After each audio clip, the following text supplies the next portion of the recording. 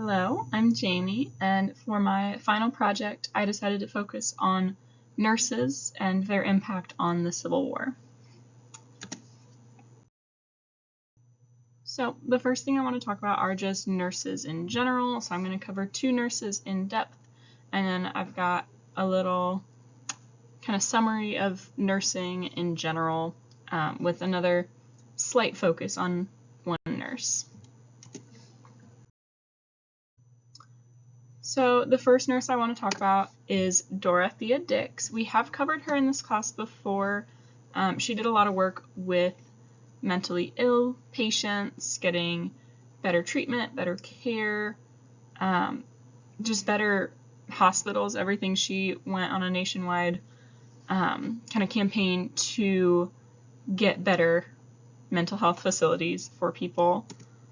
So she lived from 1802 to 1887, and her aspect of the Civil War was that she was the superintendent of nurses for the Union Army. So that basically just means that she is head honcho. She's really high up in the ranks. She's basically in charge of all of the nurses below her. One of the main things that she did during this time as the superintendent was define some rules. So the first rule was age limits. She wanted nurses to be between 35 and 50.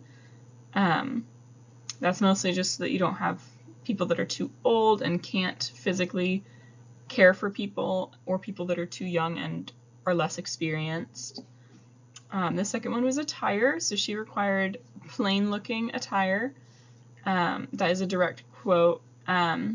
She required women to wear unhooped, so just kind of sack almost like dresses. The hoop was basically what makes the skirt poof out. She required that there would be no hoops in nurse dresses, and they were to be brown or black, so very, very plain. She also said there was absolutely no jewelry.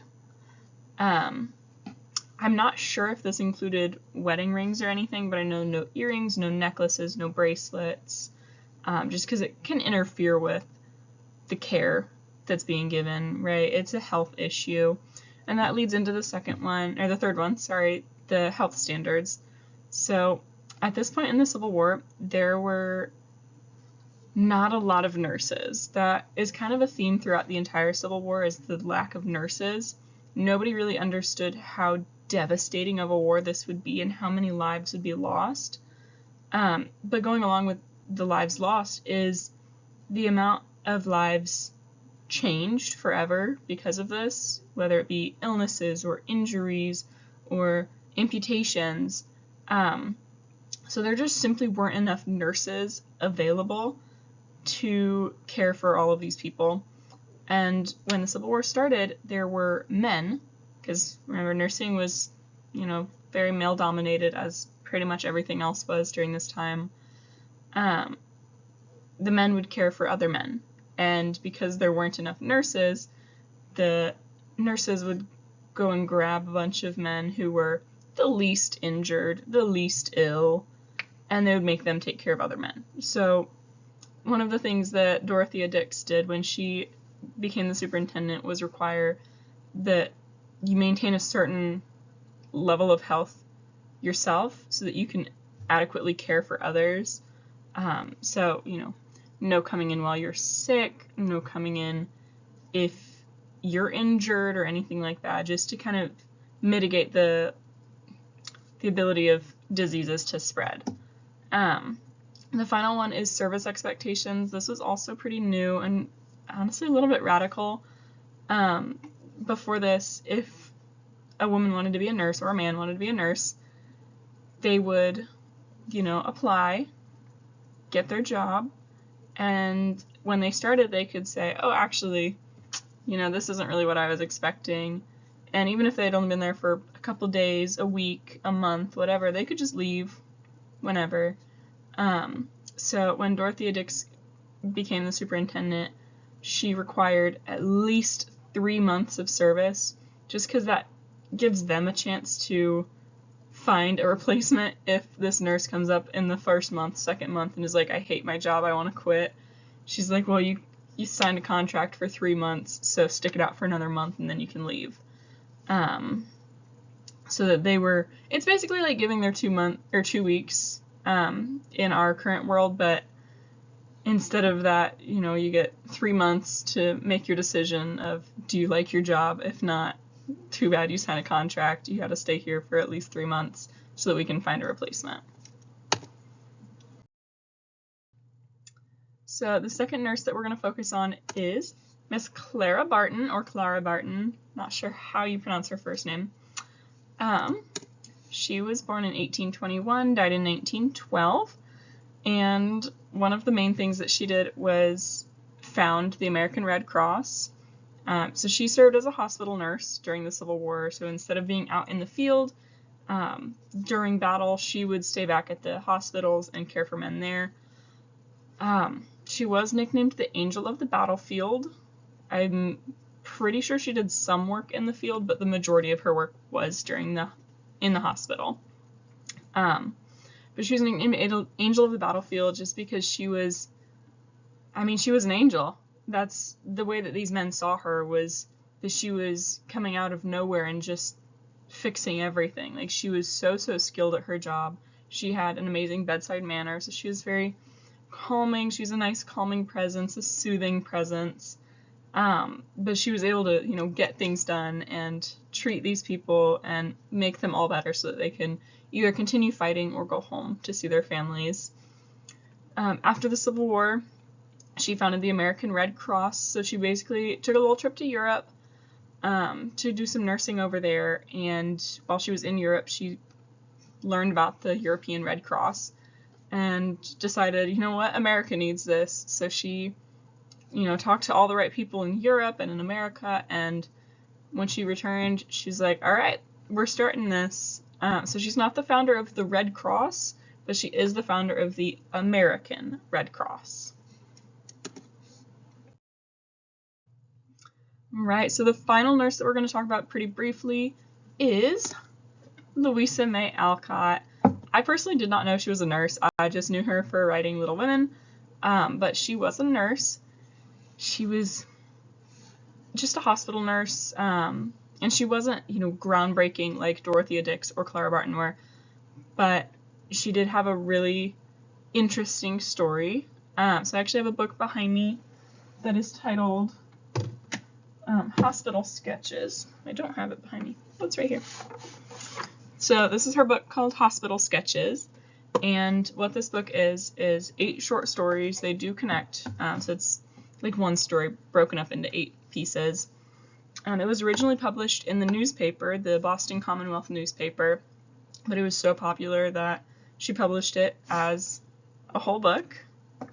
So this book just kind of recounts her story as a nurse through the fictional lens of another woman. So it is pretty funny at sometimes. Like, it starts out, this woman declares to the world that I am bored, and the world doesn't respond. So instead of declaring it to the world, she declares it to her family. And it's through that declaration that her little brother says, hey, you know what, you should go nurse the guys in the Civil War. And so she does, and that sets off her journey.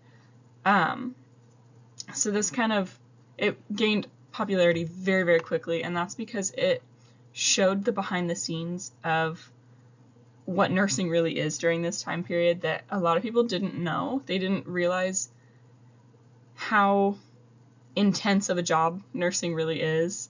And that's what I want to talk about on this slide.